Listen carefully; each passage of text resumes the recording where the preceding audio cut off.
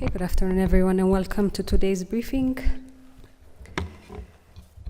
I will start by giving you updates on an activity from earlier this morning, which includes President Salva Kiir's official visit. Prime Minister Abiy Ahmed met with President Salva Kiir and his delegation. They just concluded their official visit this afternoon. The focus of the visit was to discuss key bilateral and regional issues of mutual concern. And of particular interest was a focus on strengthening economic ties and joint infrastructure development to further facilitate these economic ties. Prime Minister Abiy briefed President Salva Kiir and the delegation on current issues in the country, including the positive economic performance of key sectors despite the many challenges that Ethiopia has been faced with, including COVID-19. He also shared examples of the enhanced democratic practices that have been experienced and that are being experienced by the country. And also the performance with regards to good export performances. And President Salva Kiir on his part congratulated the Prime Minister and the government for the peaceful conclusion of the 6th national elections. He also commended the successful second filling of the GERD and reaffirmed that South Sudan continues to attach great importance to the relations with Ethiopia. He condemned the attack of the Northern Command by the TPLF, which initiated an armed conflict, and also appreciated the government's efforts to safeguard the constitutional order, highlighting the importance of non-interference by external parties in Ethiopia's current domestic challenges. Having said this about this morning's activity and the conclusion of the official state visit by President Salva Kiir, I will move into current issues in the northern part of the country. The update, or provide you with a humanitarian response update. And this update includes humanitarian assistance provision to the Amhara and Afar regions, in addition to the usual update provided on the Tigray region.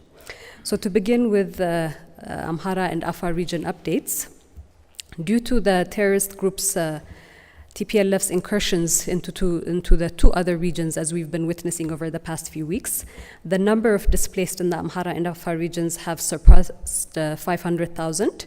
In our last briefing session, the estimation was around 300,000. Now we see that it has surpassed 500,000. And this requires urgent humanitarian assistance to these communities that have been displaced as a result. It is also estimated that 4.5 million people have also been affected as a result of these incursions and the related destructions by TPLF. Resultantly, in addition to the activation of the National Emergency Coordination Center, regional emergency coordination centers have been activated in Afar and Amhara regions, and emergency incident posts have also been installed. The federal government is closely working with the Afar leadership, elders, and the community at large to facilitate smooth humanitarian access. So far, the government has distributed 4,820 quintals of food for IDPs in Afar. WFP allocated 3 rounds of food distribution to IDPs in Afar, and the first round is underway as part of the 3-round allocation. Reports that I have indicate that 4.621 quintals of food has been distributed to more than 30,000 beneficiaries in the Amhara region. 2,800 quintals is moving to Wagamra zone of Amhara region. 2,000 quintals of food has been delivered to IDPs in Debarg, again part of Amhara region. Partners have also mobilized resources to around 60,000 IDPs in Dese, and more than 5,000 quintals of food have been distributed to around 30,000 beneficiaries in this area. However, the support for Amhara and Afar regions is still sparse and requires partners to also scale up assistance, as many of the lives that have been impacted also need similar attention. The assessment of damages due to the aggression by TPLF in these communities is being still conducted, and I'm sure the relevant authorities, once they have finished their assessment, will provide input on that. As it pertains to humanitarian assistance activities in the Tigray region, as of yesterday, August 25, 2021, 457 trucks have been deployed to the Tigray region, with 318 trucks that have already arrived, confirmed to have arrived. Previously, there was a lot of feedback and input from partners that there were several checkpoints and developments in relation to further enhancing and facilitating humanitarian delivery and humanitarian assistance in the region, is seeing the reduction of checkpoints from 7 to 3 to enable efficient transit of humanitarian assistance.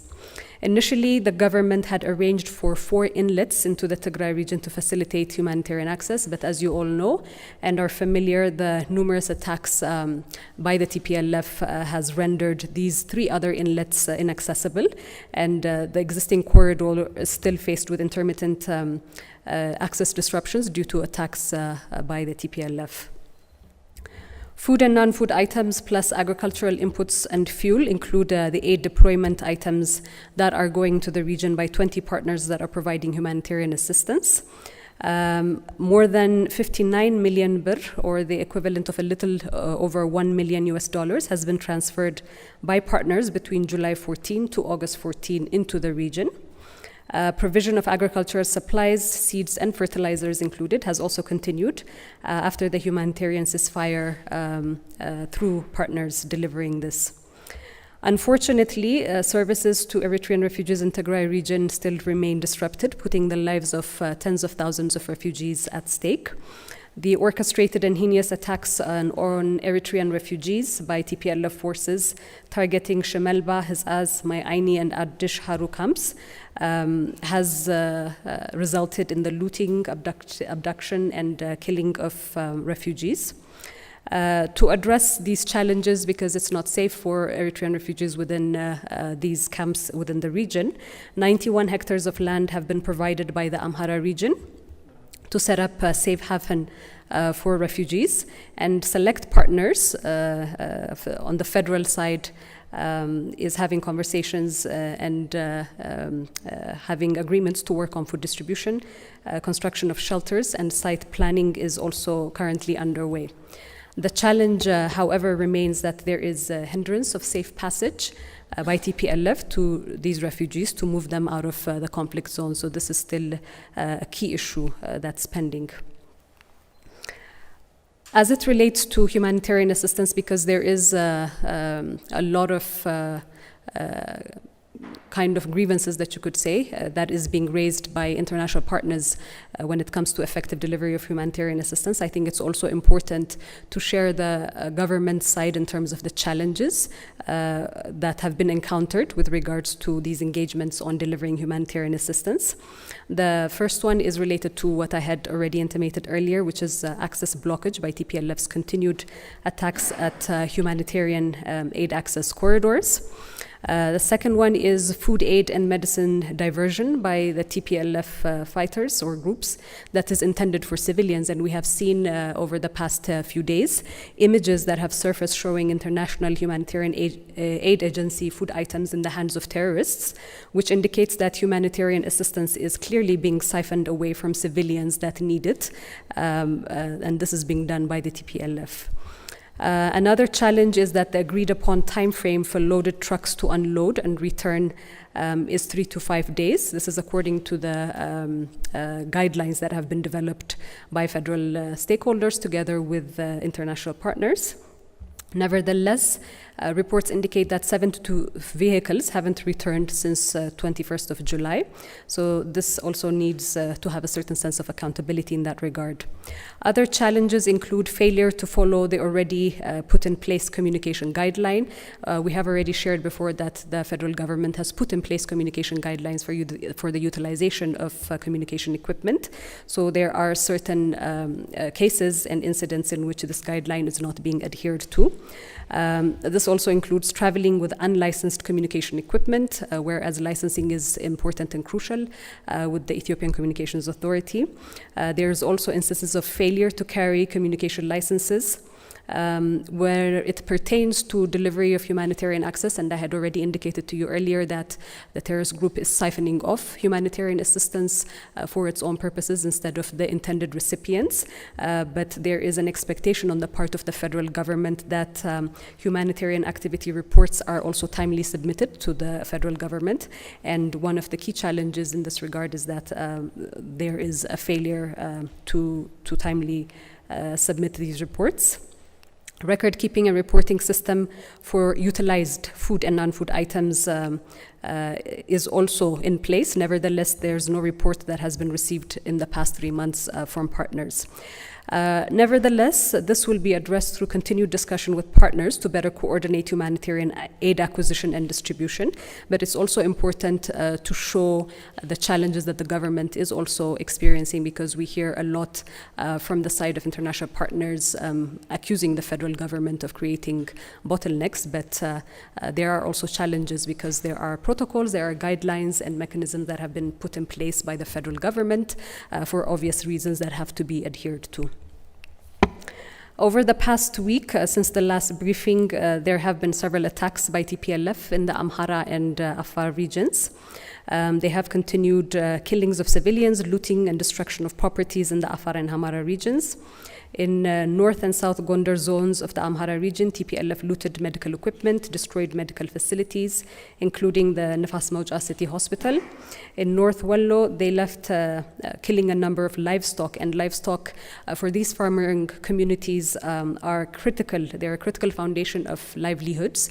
So it doesn't make sense to be targeting livestock, but this is what we've witnessed over the past week. And in Afar, Kalbat Rasu zone, Barhalle Warada, Asada and Askidu Qabeles, they have attacked schools, government district offices, health centers, water reservoirs, and civilian homes, per reports that we have been receiving from the region. So just to give you an indication, some of the pictures that we'll be showing you here show the level of vandalism and looting the terrorist TPLF group is spearheading while it continues to trade in the name of the people of Tigray. So in the Amhara region, you'll see recurrent images of destruction of public and private property, medical facilities, medical equipment, and pharmaceutical items that have also been looted, leaving behind mayhem and destruction. So these are all health centers and facilities that have been put in place to provide, the necessary service delivery to civilians in the area. But apart from the goal of seeking humanitarian assistance that the TPLF claims, these incursions are resulting in demise, looting, and destruction of property. Go ahead. This is also another image that has come through from the Amhara region where they have, again, attacked public commercial banks. This is the image that I was referring to earlier, where cattle and livestock that many communities within the Amhara region are dependent on have been targeted by fleeing TPLF fighters. In the Afar region, this is some of the images that we've received that show the destruction. People that have been displaced as a result of TPLF's incursions. Thank you. So this is just to give you a much more visual update of what's happening on the ground, and it's important, particularly for the international community, to also witness what is happening on the ground, as condemnation is still key, is sparse, but is still important as it pertains to the encroachments in these two regions. Lastly, just because there are a number of questions that have emerged as of last week, with diaspora communities asking what are the formal channels in which we should be sending remittances, and considering that the Ethiopian New Year is upon us, again, diaspora communities, in their efforts not to aid and abet terror organizations that are using, illegal channels of money transfers, we're asking them to utilize local banks, which are private and public banks established within the country, as well as international money transfer agents like Western Union and MoneyGram. So this is just a piece of information because there's a lot of demand in terms of what are these former channels that have been mentioned in the last briefing. With that, I will open it up to questions on current issues from you. Go on this side, we'll take Skander.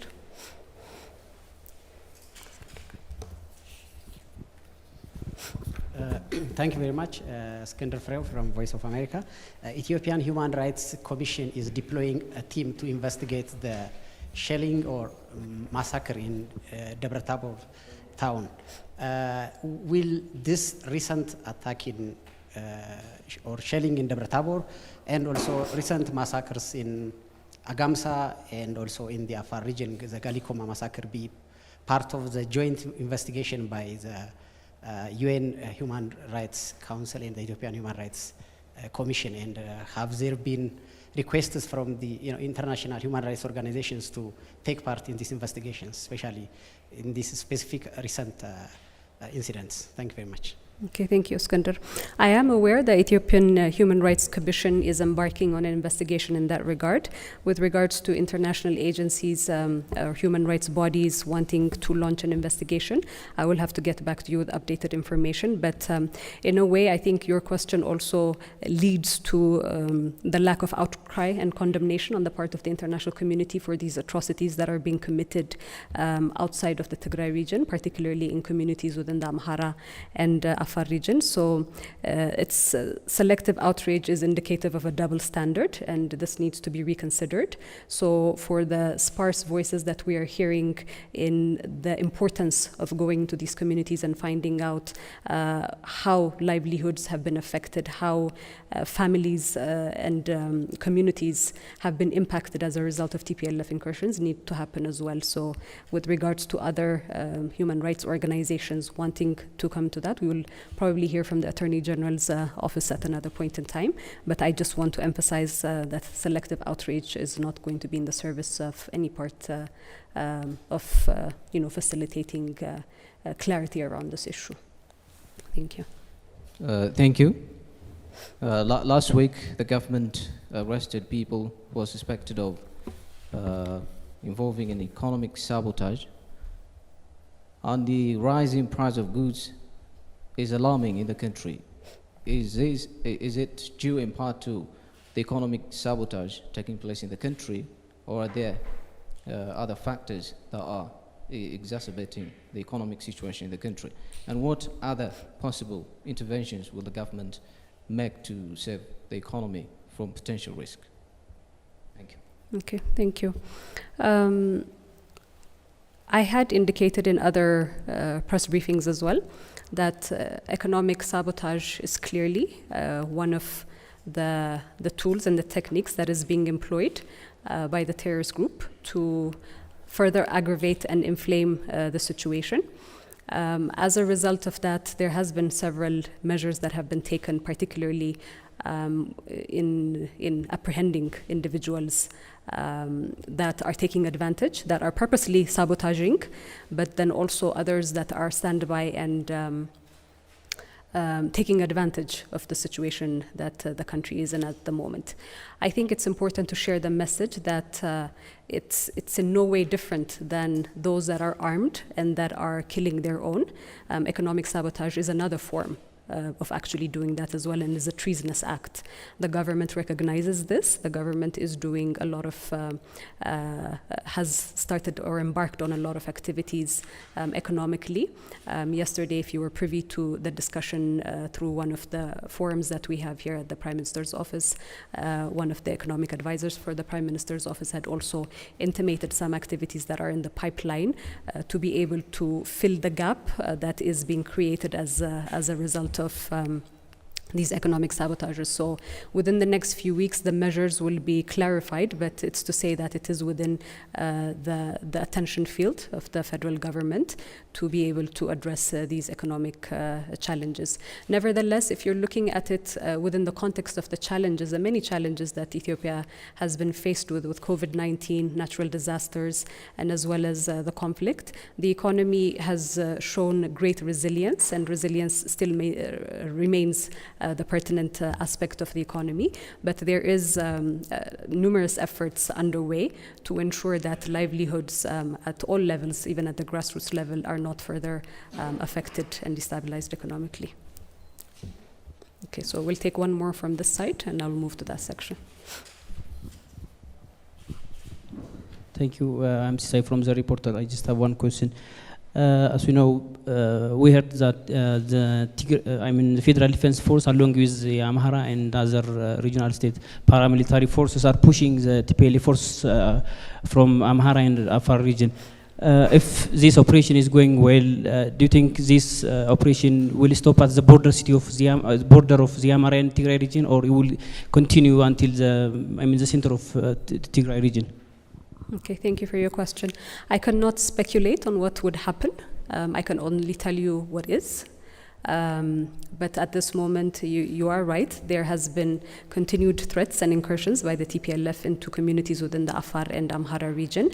And part of the responsibility of this now much integrated force, which is the National Defense Forces with regional counterparts and militias, is doing all of its efforts to safeguard communities in that area from further encroachment, further attacks, further destabilization, looting, and killings that we have witnessed even through imagery. What happens as a result of within the next coming weeks is something that I will leave to those within the Ministry of Defense and others to be able to share. But at this point, we can't speculate, and I can just let you know what is happening. Thank you. Coletta and Fasika. Thank you. Coletta Onjoy from FSN. On the issue of Mr. Salva Kiir having a visit and talking to Dr. Abiy, was there any issue about the conflict we're having between Sudan and Ethiopia? Was there any talk about that? Because if we see Mr. Salva Kiir's delegation, the defense guy was there, the intelligence and all that. So was there any talk about that? Then secondly, the government has the campaign against illicit financial flow, and some of the countermeasures we've seen is like the National Bank stopping loans, transaction on assets and all that. Is Dr. Abiy's government worried that long-term the economy might start bleeding and discourage maybe the private sector to move forward, because some of these measures may be targeted towards a certain issue, but they kind of engulf even those who are not involved in it? Thanks. Okay. On your first question, Coletta, I had already indicated that part of the focus included both bilateral relations as well as regional issues as well. So when we talk about regional issues, Horn integration, evidently peace and security and stability within the Horn region is something that would emerge. So various issues would have been raised and discussed as well. On the economy, I would leave it to the Ministry of Finance to go a little bit in depth at another point in time, and we can facilitate for them to come in and share more information. But some of the measures that you talk about are short-term measures, which are kind of related with the question that was asked then, because there is certain economic sabotages that have been surfacing. So those short-term measures need not in any way scare the private sector. In fact, under the leadership of Prime Minister Abiy Ahmed, the government of Ethiopia has initiated a set of economic reforms to build the economy, and particularly in opening the market and making it competitive. That commitment still remains there, and there are efforts towards that. Nevertheless, these short-term measures are are put into effect to ensure that the economic reforms that we have embarked on have solid foundation and are not subject to sabotages that makes private sector investment or retreat them from their confidence for that. But the commitment is still there, and these things will be worked out as well, and much more details will come over the next few weeks. Fasika? Thank you for your briefing, Blani. I just have two questions. The first one is a follow-up question for your last week's briefing, which you told us the national dialogue will be That's started. cheating from last week. Sorry? That's cheating from last week, but go ahead. So you told us it will be started in September. So I just want to know if the TPLF and the Oromia Liberation Army will be part of this discussion, and I also want to ask if the UN or AU will be involved in this process, and what are the expected outcomes of this dialogue. Secondly, there are informations coming out claiming or alluding the Eritrean forces are back to Ethiopia. So if that's true, are they back with the government's invitation, or yeah, thank you. Okay. On your question, as it pertains to an inclusive dialogue, I had mentioned already that this is an existing process. This is not something new, and we should pay particular attention to the efforts that have been made by the federal government over the past 3 years in this process. It might not have been sufficiently and adequately communicated.